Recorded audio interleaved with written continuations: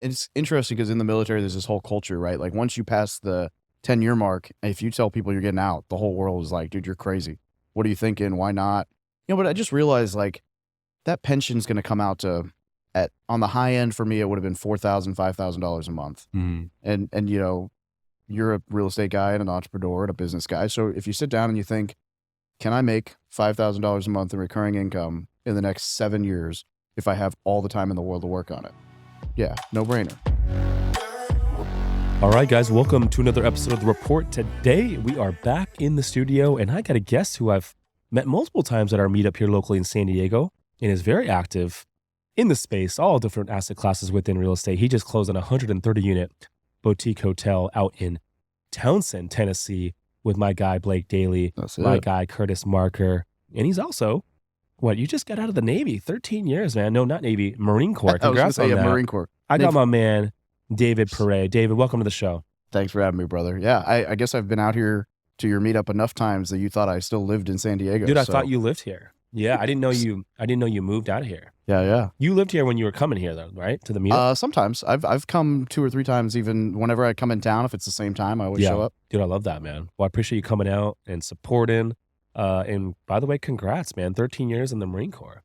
Yeah, man. That's no easy task. 13 years is a long time. Yeah, it was real fun and great and enjoyable the first 4 years. And then the more you get promoted, the less fun you have. So eventually I was like, making more money not doing this, I'm going to leave. But yeah.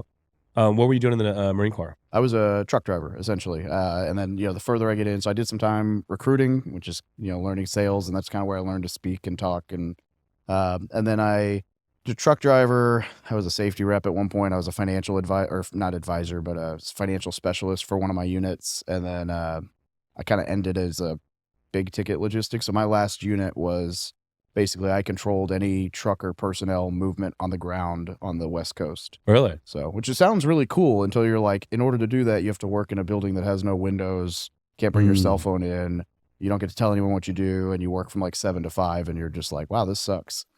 So how many hours a day were you driving a truck?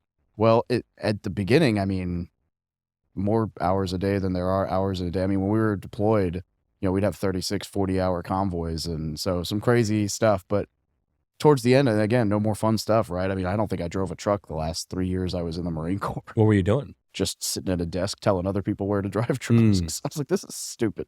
Yeah. So it was fun when I first joined. Some of those trucks is 6-wheel drive beasts. They're fun. No question for you, though. So if you do 20 years, you get a pension, right? So yeah. You did 13. Similar to myself, I did 11 with the FAA as an air traffic controller. If I do 25, pension. So I left 14 years shy of it. For me, it was worth it. But for you being 7 years away, is that something that you considered staying for? Was that pension? Yeah, no, absolutely. And it's interesting because in the military, there's this whole culture, right? Like once you pass the 10-year mark, if you tell people you're getting out, the whole world is like, dude, you're crazy. What are you thinking? Why not? But I just realized that pension's going to come out to on the high end for me, it would have been $4,000, $5,000 a month. And you're a real estate guy and an entrepreneur and a business guy. So if you sit down and you think, can I make $5,000 a month in recurring income in the next 7 years if I have all the time in the world to work on it? Yeah, no brainer. So that was kind of how I had to look at it. And for me, it was actually not a financial decision. It was a fulfillment decision. I was making more money out of the Marine Corps than in probably 2 years prior to leaving. And it wasn't until I was just like, dude, I'm not happy. I'm not deploying like I used to. I'm not, I loved running convoys and running trucks and driving and being with the Marines. But the more you get promoted, the more it's not that. And so I just kind of looked up one day. I was like, this isn't what I want to do. I'm not having fun anymore. I actually went reserves for 2 years in hopes that, hey, if something kicks off or there's something cool again, I can jump into it. And I just realized that wasn't ever going to happen. So I'm like, all right, we're out. So just a few, December, I'm officially completely out of the reserves and everything. So, and how does it feel? Great. So I say that January was my best revenue month so far. And we brought in 92.5. So when you talk, was it worth leaving to ditch the $5,000 pension? Yeah. I made more money in January than the last year I did on active duty. So good for you. Same thing happened for me, man. I remember coworkers all telling me you're crazy. You're going to walk away from this pension. I'm like, okay, well, let's talk about the pension.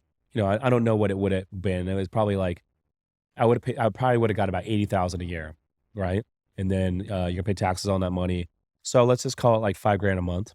And, you know, that's great. But think about what we're doing now. We're buying all these real estate assets, commercial real estate, apartment buildings, short-term rentals, good locations, boutique hotels.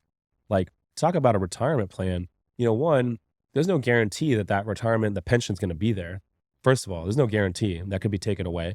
But number two is like, there's no better retirement plan than having all this real estate that you own. So that's how I looked at it. And I always agree. thought, you know what? If shit hits the fan and this doesn't work out, like I can always go back and finish out my time. They'll hire me back and I can go get that pension. Like that's the worst case scenario. I'll be in the same spot I was when I left. Yeah. No, absolutely. So I think whenever I heard those things, I'm like, okay, well, what's the worst case scenario? And am I okay with that worst case scenario? And I was. Yeah. No, I now looking back, I'm like, dude, they couldn't pay me to go back. agree. Yeah, it's the idea of going back to a W-2 and just not making my own decisions is not I would rather mess everything up and be working at 60 years old than not have to work at 60 years old because I just didn't do what I wanted to do for my entire life. Like the fact that you guys call and say, hey, you want to do a podcast, and you didn't even know I lived out of state because I'm able to just be like, yeah, screw it, I'm going to go to San Diego for a week. I don't have to ask anyone permission. Like you couldn't pay me enough in a W-2 to not have that kind of freedom. What's crazy, I didn't realize this. I did an episode earlier today with my old partner, Mike Ty, but he's local here in San Diego, and he's like, dude, what percentage of your guests don't live here? And I was like, thinking about it, I'm like, probably 90% of our guests now don't live here. They fly in, which is crazy. I never thought it was that high, but I was thinking about, I'm like, yeah, maybe like 1 out of 10 live here because there's only so many people doing real estate investing in San Diego. There's really only, you probably name on a couple hands, At least at a big level. Yeah. But anyway, so where are you living now? Springfield, Missouri. Well, how the hell did you end up there? Yeah, I recruited for the Marine Corps there for 3 years. And while there, that's when I read Rich Dad Poor Dad. I bought my first house, a duplex, did the old house hack, lived in one, rented the other. And when I moved, I got stationed in Hawaii, and I was just priced out. I was still a broke enlisted guy. So I couldn't use the VA loan there. I tried. I made like 6 offers that none of them got accepted. And so we lived on base housing, and I was like, well, how do I get into real estate? Like, this market's way too expensive for my budget right now. I'm like, well, I have a property manager. Let me just keep investing in Springfield. I kind of know the area. I've got a team, and really, so that was it. I mean, when I left active duty, I had, I don't know, like 116 doors in Springfield, and my ex-wife was from there, and we were still married. So it was like, well, let me move back there, and I'll be close to her family, and cost of living so cheap. I mean, at median income in Springfield's like $44K, and you can still. I bought a duplex too. Is it really $44K? Yeah. Wow. Dude, I bought a That's duplex. median household income. And we're not talking single income. We're talking median household income. So it could be 2 people. Yeah. I bought a duplex for $85K 4 weeks ago. And it was not a crazy, I mean, it appraised at 110. It's currently rented at $1,250. So it's, it's not a home run, but I put $3,200 down to buy it. And so people, when I laugh because I use math online when I'm teaching people how to analyze deals, I always go off like a $100K deal because it's just easier math. For some reason, you start talking millions, people get scared. And someone's always like, oh yeah, you can't buy $100K houses. I'm like, I did 2 weeks ago. Like Missouri is just so much more affordable. But then now to your point, I got divorced, and now I either get to choose to stay in Springfield or be that like start to my son's villain arch where he's like, my dad left me and hated me. And so I'd rather be in his life and live in Springfield. So, because his mother lives there, and so you moving would be leaving essentially. Okay, that makes sense. Yeah, you're doing it for the family. That's a good reason. What's it like in Springfield? I've never been to Missouri, but what's the city like? It's nice, man. So Springfield's the 3rd largest city in the state. It's about. What's the biggest? I think it's still. Well, I think it's probably Kansas City now. I don't know. St. Louis is. Oh, you know what? I have been to Missouri then. I forget that Kansas City is in Missouri. Yeah, most of it is anyway. Yeah. It's okay, like, so I've been to Kansas City, but that's so KC's nice. Yeah. St. Louis is also kind of nice. It seems to be like KC's going up in population. St. Louis is kind of coming down. Springfield is, if you count all the suburbs, about a 500,000. So it's not a huge place. It's got 3 universities. It's your traditional like Midwest kind of has an actual town square and some clubs and bars. And it's got a cool scene, but it's just such a slow pace of life, you know, like hanging out with the friends is you want to go shooting at this person's house with, you know, we've all got guns and whatever. It's open, you know, constitutional. It's just pretty much everything you'd think Midwest, I guess, like, you know, go run around in trucks off road and shoot guns and just chill, four-wheelers, whatever, which is why I like to travel a lot. Cause I'm like, this is fun. It's very slow pace of life and we, you know, hang out, but I still like to go visit all my friends in big cities and have a good time. So, Yeah. yeah. I love that, dude. So, tell me about this, and congratulations, by the way. You guys closed that 130 unit hotel out in Townsend, Tennessee, with Blake and Curtis and them. I think Blake is hosting a hotel conference out there, and he asked me to come speak. So I'm thinking about coming out there, and believe it's in September. Is that going to actually be at the hotel? It is, yeah. Interesting. So will you guys be done with the renovation by then? We'll at least be done with enough of the renovation for the guests to stay in the nice rooms. So we're hoping that it'll all be done. But for sure the wedding venue will be updated and at least 3 of the 8 buildings will be done. And then we'll have the gym will already be in, the hot tubs and pools and everything will be all cleaned up and actually operational. So it might not be 100%, but it'll be good enough that anyone coming out there will stay in nice rooms. It's funny. We went out there, you know, when you talk, the whole boutique hotel game is so much different than like multifamily. And in a lot of ways, like when people buy and think of a value add multifamily property, they think of like cockroaches. But when you buy a value add boutique hotel, do you think bed bugs? Well, you think, yeah, that's valid. That's my non-boutique, that thing. Yeah. But like, it's actually in really good shape. It's just outdated. It's a property that just hasn't been updated in 20, 30 years. But we're staying there, and I'm like, do we have to update this room? Like, I would just, like, this is better than half the hotels I stay in right now. We're just going to make it nicer, and then it'll bring in more money. But it's currently, like, when you talk renovation, it's in really pretty decent shape as is. And that seems to be a lot of these hotels. It's like, they're not really in bad shape or anything you wouldn't stay in. They're just operationally not where, maybe not every hotel, but a lot of them, it just seems like there's operational issues, inefficiencies. And so, like this one, the plan is, yeah, we're doing a $3 million renovation, but most of that is into like adding a gym, boosting the wedding venue, you know, touching up like cosmetics and fancy stuff. But the vast majority of the value add is actually just putting it on Booking, Expedia, Travelocity, Google Ads, having a social media. Was the prior ownership not doing that? No, they're not on. They don't even have, like, they didn't have a social media.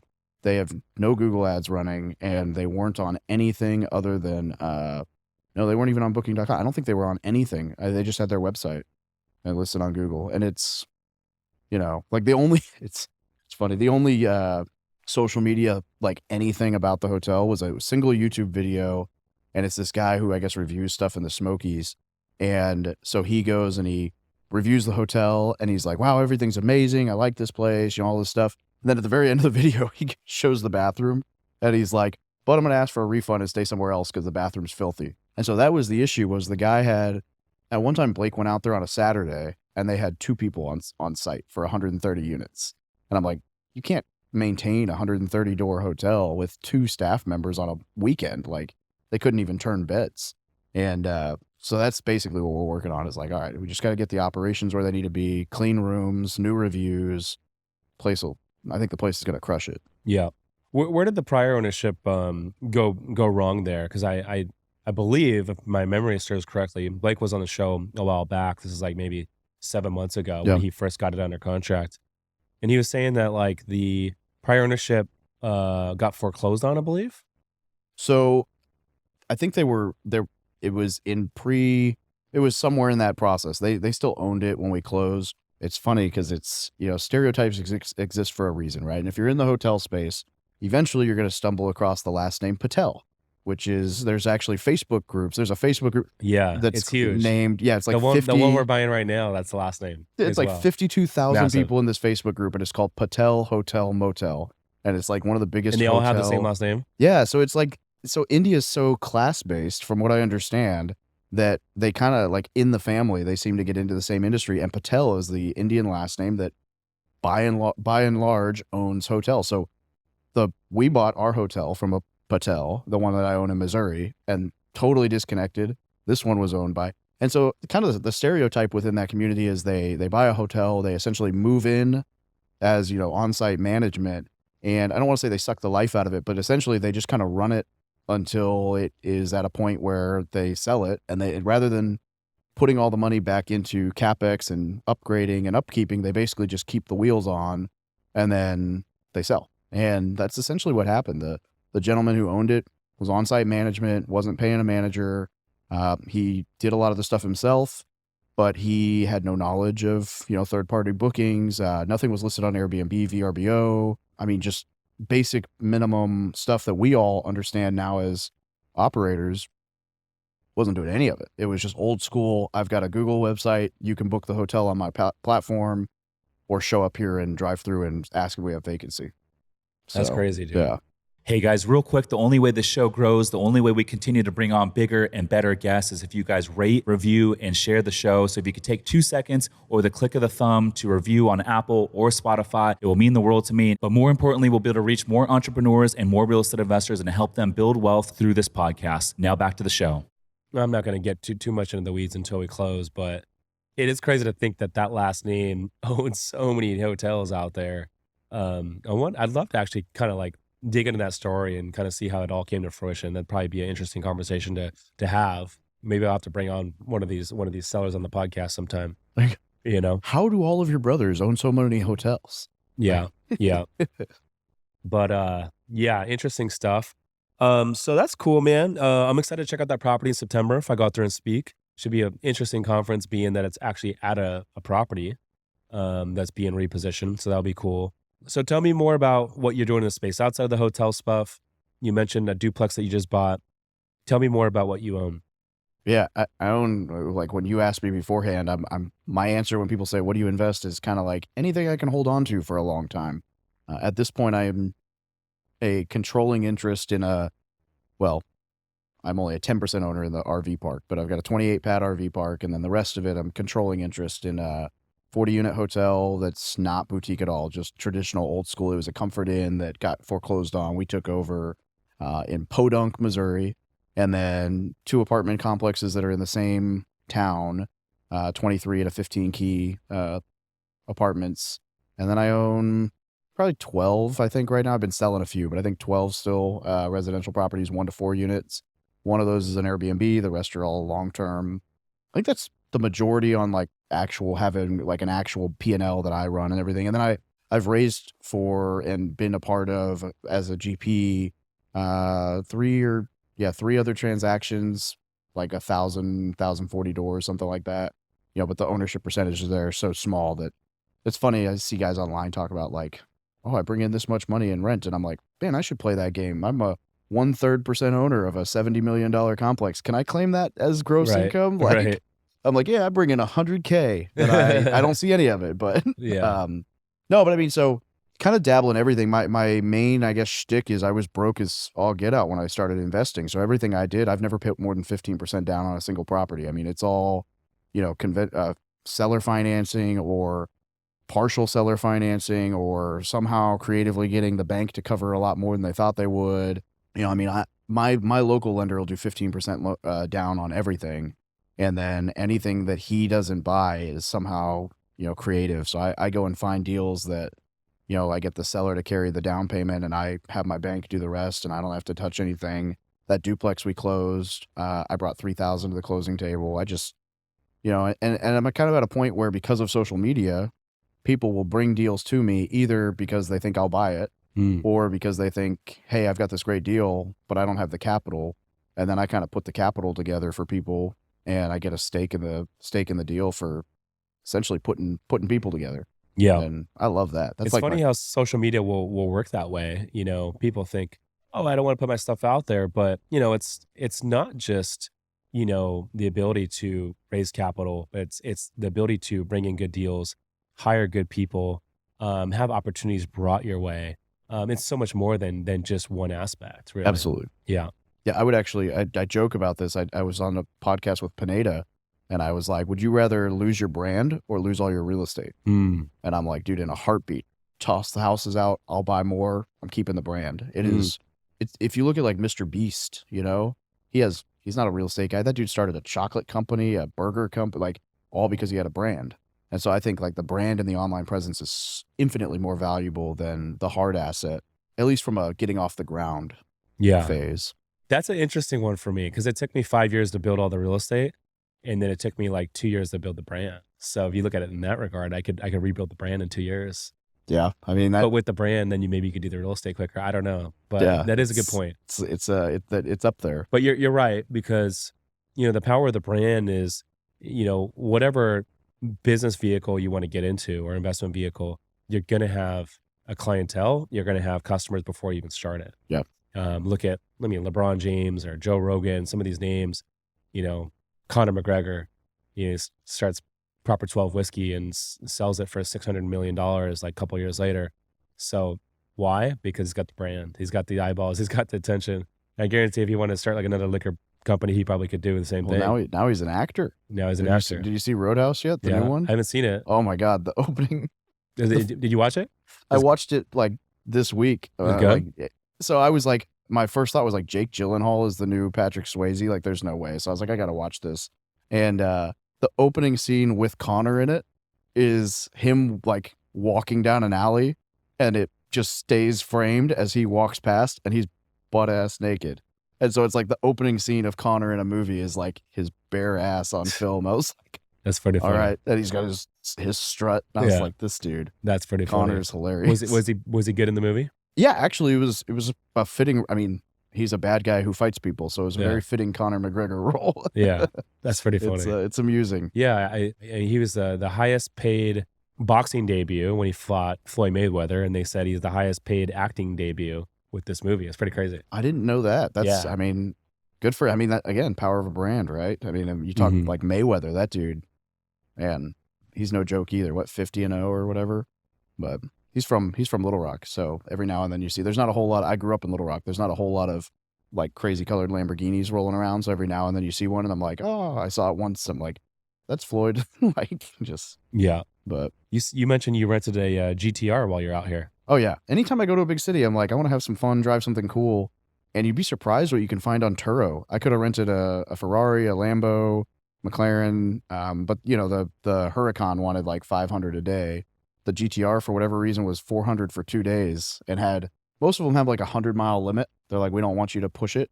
The GTR was like, 400 miles. I'm like, all right, I'm going to go rip around back roads today. So yeah. What's the coolest car you've ever rented on Turo? Probably a Ferrari 488. That was just fun to drive. So far I've done a McLaren 570S, a McLaren 720, a Aventador, a 488, a GT3 RS, and then the GTR.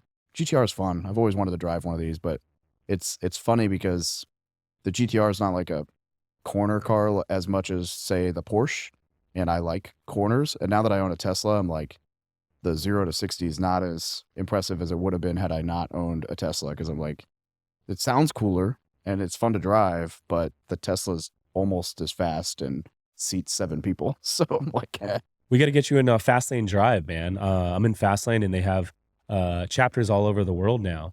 And so they throw all these different events every single weekend.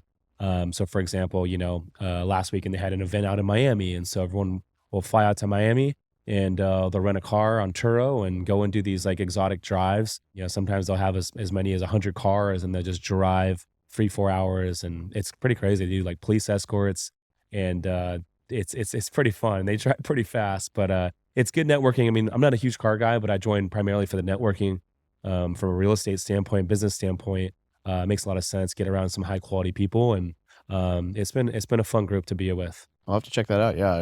I love cruising around in a car. So yeah, no, absolutely. What's the most fun car you've rented out of all those you mentioned? The most fun I've ever had in a car, ironically, was this. I had a 2001 S2000 that I turbocharged myself.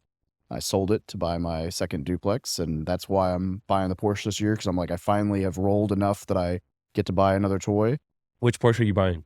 I wanted the GT3 RS. They're so unreasonably marked up right now, so I might buy a Turbo S. We'll see. What's the G3 RS? The GT3 RS is, well, it MSRP's for like $240, but they've got, most of them have like $100K markup at dealerships. I tried to buy one at my 240 plus 100 markup. So you're talking Yeah, 340. I would have been in like the 350 range well, by the time I was done adding the YSOC package and all the stuff I wanted, I probably would have been close to 400 if I bought it. They had one at my dealership this year, and they sold it actually for 100K over MSRP to somebody. Dude, those markups are crazy at the dealerships. I bought a G-Wagon Yeah. on the last day of the year in 2023 and went to like 3 different dealerships. And there's a dealership here in San Diego. They had a brand new G-Wagon in the color scheme that I wanted. And so go in there and the pricing was like it was like 210. And so we go in there and I'm like, cool, we'll take it and sit down. The car guy comes out, the sales rep comes out with a sheet of paper and he's like, hey, MSRP 210, your pricing today is 260. I'm like, what? And online it said 210 and all this stuff. I'm like, I've never heard of these markups before. It's a $50,000 markup. And I was like, no, thank you. So I went and found another one with like 5,000 miles for like 185. So I took that one. It was a year old. Yeah, it's the car game's a weird game. So yeah, the S2000 was probably the most fun I've had in a car, just because I owned it and we used to rip it through the mountains, and so the Boston Mountains in Arkansas are probably one of the top 10 or 15 like drives in the U.S.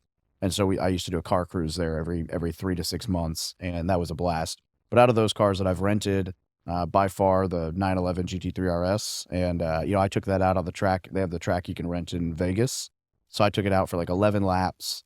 And I'm looking at they have like a leaderboard, and like the top 6 cars on that track ever or times were all in that car. So it's like the Ferrari they have and the Lambo they have and the McLaren and all those other toys they have. All the guys there were like, yeah, this is the fastest car of the lot. Because it's basically Porsche took a race car. It was like, let's add some mirrors and call it a street car.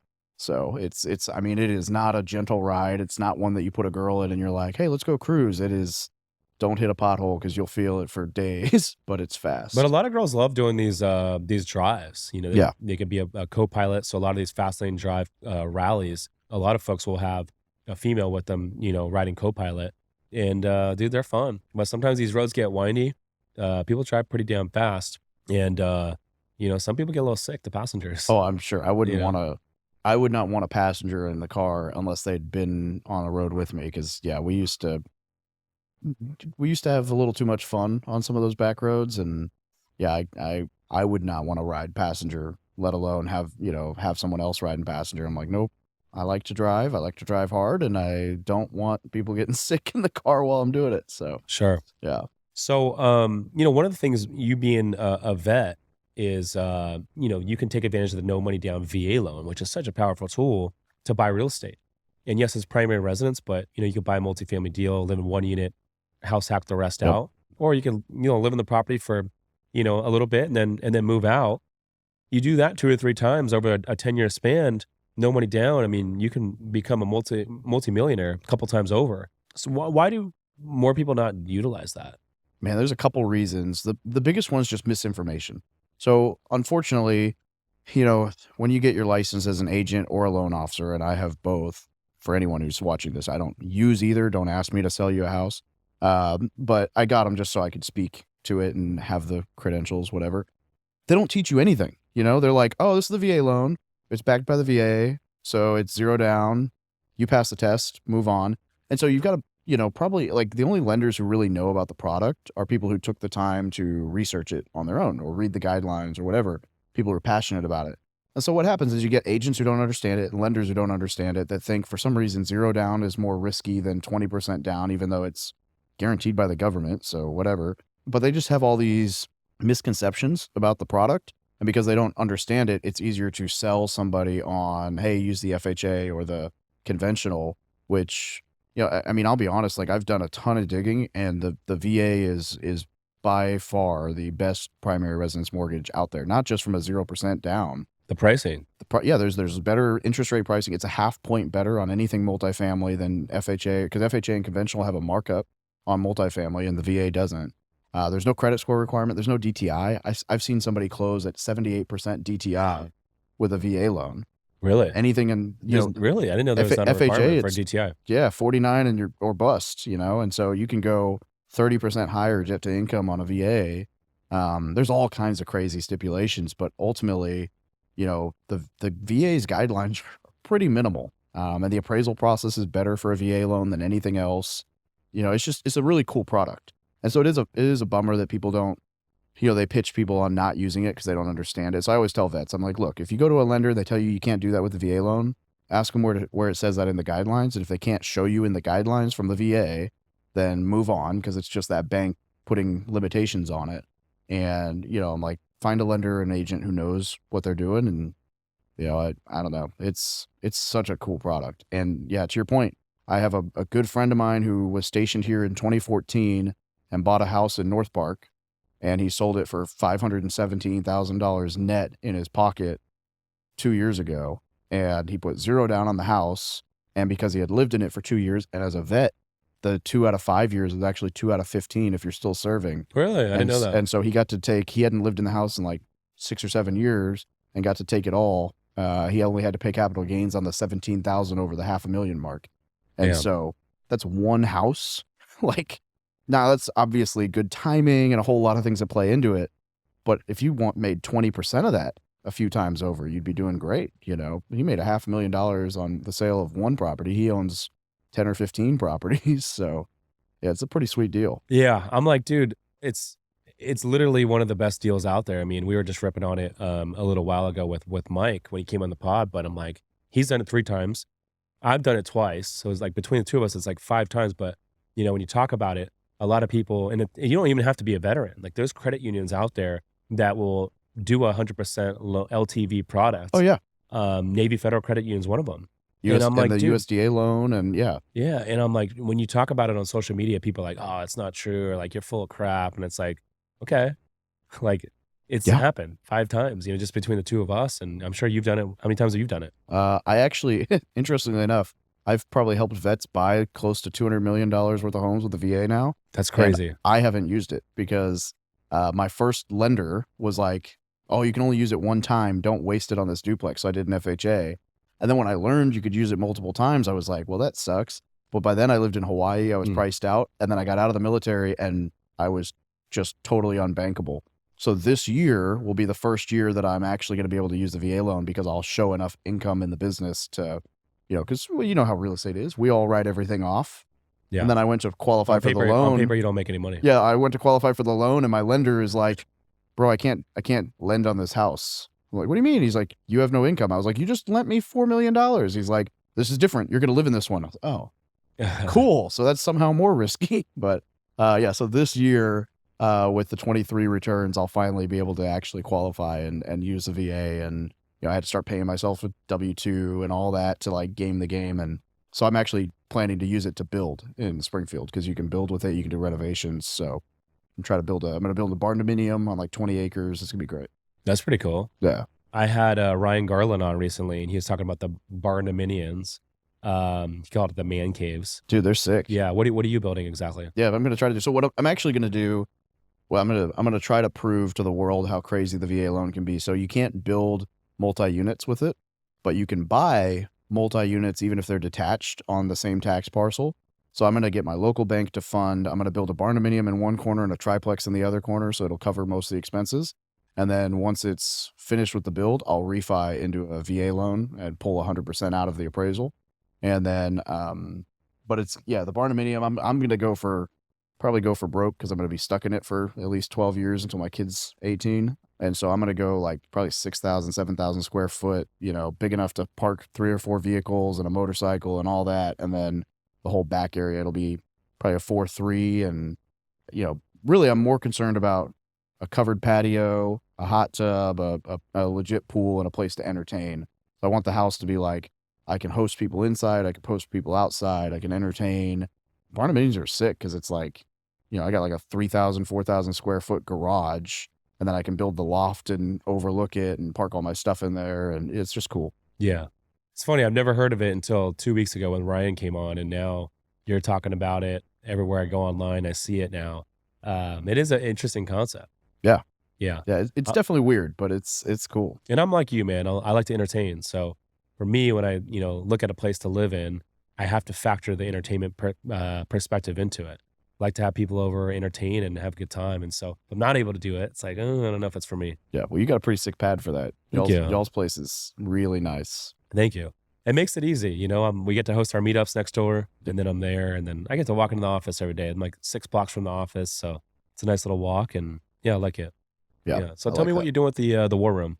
Yeah, the War Room is so basically in 2018 I started a blog called From Military to Millionaire, and it just had some social media, and it was just me kind of documenting what I was doing in real estate for service members. And it, for lack of a better term, took off on its own. I think we've got 250,000 followers on social across. I've got 67,000 people in a Facebook group. Wow, 67K. Yeah, so Fuck, how'd you grow it that quick? I wish I knew. The best answer I can give you is just focus on engagement and cleaning out spammy comments. Because one day we went from 100 people a week to 100 a day, 200 a day, 300 a day, and I went from like 6,000 members to like 50,000 in 1 year. I was like, Wow. what the hell What happened? turned around? Nothing. It was, I wish I had a legitimate answer.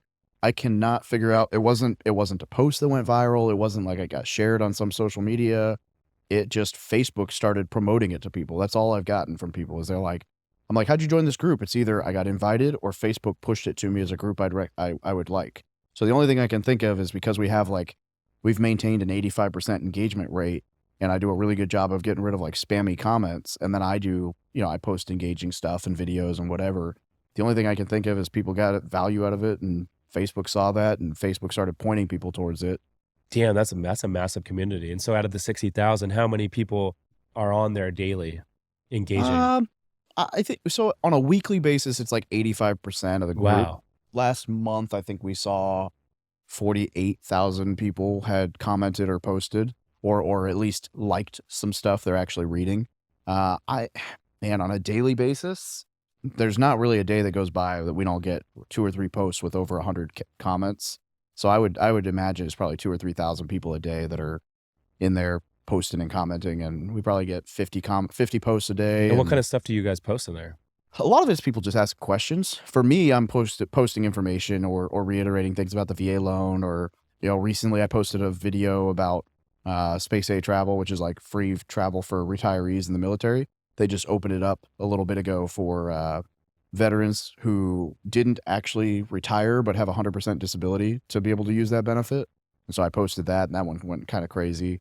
Or I'll post, hey, the VA like is stopping foreclosures on properties, and people, just information like that, or various investing strategies. And then, all that's free content, the podcast, the YouTube, all the typical stuff.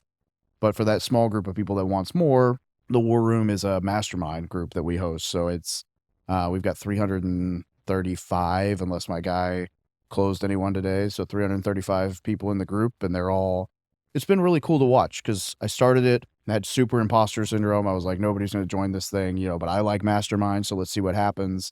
And I kept it as a really tight group and just slowly added to it. And it is a super, super, super cool group of people. So we've got, a couple 8-figure entrepreneurs and business owners in there, but you have to be a service member or a vet. So I won't let anyone in that's not.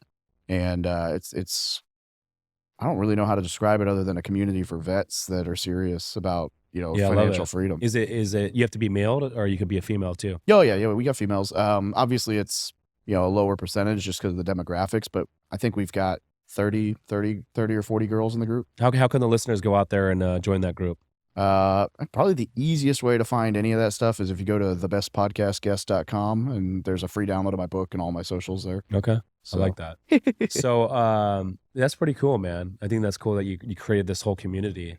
65,000 is no joke, man. So kudos to you. Appreciate it. So as you transition out of the Marines, that was December last year. Now you're on your own. I'm curious, like, what's your biggest takeaway? Because for me, working all the shift work for 11 years as an air traffic controller, the weekends, the nights, the holidays, 6-day work weeks, I didn't think that job was stressful until I left, and I was like, you know what? It was a little bit stressful because of like the grueling shift work, and like you would get off work at 2 p.m. and then you would let's say you would get off work one night at like 10 o'clock at night, come back the next morning at 6 a.m., get off at 2 p.m., come back 8 hours later, and then work at 10 p.m. all till 6 in the morning, and then you would start like your 1-day weekend and come back and start it all over. But like, fuck, I thought that was normal for 11 years. And then I got out and I was like, dude, I'm getting good sleep now. I'm sleeping 8-9 hours a night. I have time to like go work out and focus on my fitness and my health. And like, I just feel way healthier. I feel way better. So that was my biggest takeaway. But what about for you? I'm curious. Yeah, it's funny. I always joke with people when they go to that quit the W-2 phase. I'm like, that they always think, and I was guilty of this, like, I'm going to have so much extra time. And I'm like, I'll call you in 2 weeks and we'll see how your schedule is. Cause like for me, the hardest thing was I thought like I'm going to have all the time in the world. And I just like overbooked immediately. And it took me a long time to figure out how to actually like balance on the schedule. And it's a whole different game. Like once you reach a level of financial freedom and don't have a job, it's really hard to figure out how you want to work your schedule and to figure out what you want to spend your time on. Like I was in a zone of like, I got to do anything and everything that makes me money. And it probably wasn't until 6 months later that I got totally burnt out and was like, okay, I got to do things that are actually fulfilling. I don't care about the money. Like, you know, and then you realize the more fulfilling stuff you do is actually what brings you more money. But I was cutting things out that were making money, but I just didn't like doing. It took me a while to balance it out. But now, yeah, to your point, I'm admittedly still not good at the sleep cycle thing. I'm playing with the idea that I might just actually be a night person and like staying up till midnight, start my day at like 10 a.m. and go to the Yeah, gym it's in okay. the Nothing wrong evening. with that. Yeah, it's been hard like mentally to get past like all the years in the Marine Corps of like 4 a.m. wake ups. And I'm like, am I just being a little girl or like what's up? Why am I not functioning in the mornings? And I'm like, maybe I'm just meant to be a night person. That whole idea that like, to be successful, you got to be up at 4:30 in the morning. And I think that's a bunch of crap. I mean, everyone has a different ideal time of when they want to wake up. And dude, I know people that are very successful that wake up at 10 o'clock and they are up till 1, 2 o'clock in the morning every night working. And that's when their creative mind is flowing the most. But I don't think there's any correlation to the time you wake up and how successful you are. Yeah. However, I will say when I first got out of the air traffic career, I was like kind of a night owl and I would like sleep in. I was like, oh, it's kind of nice to sleep in. And then every year I'd be like, all right, let me get up a little bit earlier, a little bit earlier. And now I'm kind of like, I think a good balance for me, at least in the weekdays, is, I try to be in bed by like 10:30 and I try to be up by like around 6:30. Yeah. Yeah. It sounds pretty close to mine. 6:37. Yeah, I try to be at the gym at 7 Yeah. and I'm like 10 minutes from the gym, so it's pretty easy to just roll out. But yeah, the hardest part for me was really just trying to balance like now that I have all this time, how do I want to use it and what is the best use of my time and what's like I would say yes to everything and it took a while Yeah. to start saying no again. And What is the highest and best use of your time? I think at this point the highest and best use of my time is the creative side. I'm an idea guy. I think it's the content and engaging with people online, building an audience or a network for capital. It's funny. I did a whole presentation on time management like 2 weeks ago, and someone called me out on it. They're like, "I thought you were a real estate investor." I'm like, "Yeah." They're like, "Well, you just showed us your whole calendar. I didn't see a single block for real estate." And I was like, "Actually, that's pretty funny because deals just kind of come to me now, and it's less about me finding or operating deals and more about me bringing the capital in for deals, which doesn't take as much time as you'd think because I've spent all this time fostering the relationships and the network and the trust and the goodwill.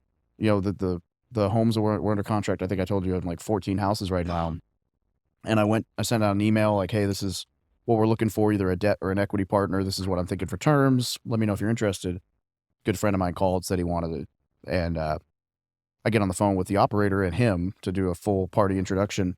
And the operator's like, so what do you think of the deal? And my buddy goes, I didn't even look at the deal. If Dave's in, I'm in. And I was like, damn, that's pretty validating. Like that's really cool to have gotten to a place where, the network, like the people that I have in the community trust me and my reputation enough that, they'll take up and it's paying a good return, right? We're paying 1.10% interest. Like it's not a bad loan, but the guy didn't even look at the deal, which to me is kind of baffling because I'm a pretty high risk guy. And I'm like, I would have at least looked at the deal. Yeah. But I mean, it's a testament to, your track record and all that sort of thing. Like, I feel like for us, we have almost 100 investors now. And, we have multiple real estate CPAs. We have folks that own, $500 million in real estate that invest with us. And, they just trust us. And in all reality, I think most syndications or funds, like limited partners, invest with the sponsor because they trust the sponsor. They're investing in that individual.